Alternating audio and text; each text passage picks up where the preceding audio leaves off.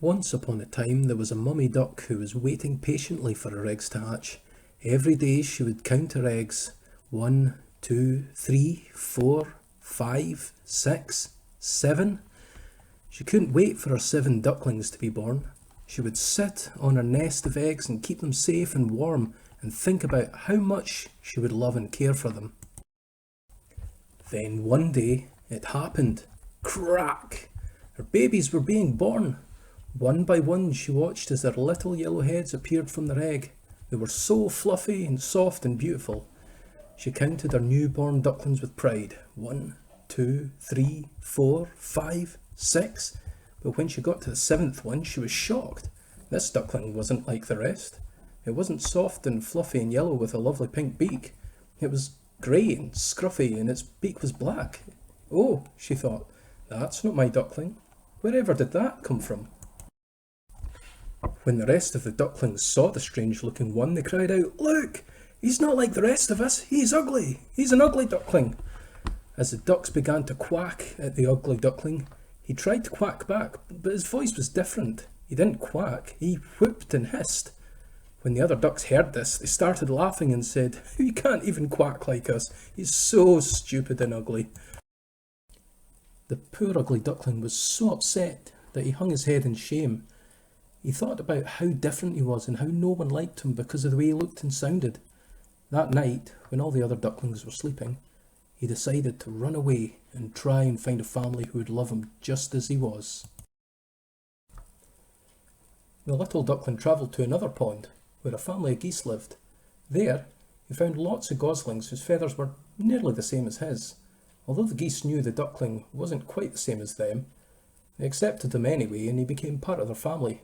He even got used to the honking noise they made. The duckling was very happy living with the geese and he loved playing with the goslings too. They never called him ugly. Then one day, a terrible thing happened. Some hunters came and they tried to shoot the geese. The geese were so upset and scared that they flew away as fast as they could, leaving the poor duckling behind. The duckling then spent the next few months going from pond to pond, hoping to find a new family who would love him just as much as the geese did. But everywhere he went, he was rejected. His feathers were starting to change colour and he was much bigger than the other animals in the pond too. After a while, he went back to where he was born, hoping that his old family would now accept him. When he came upon the pond, he was shocked to see the most beautiful birds he'd ever seen.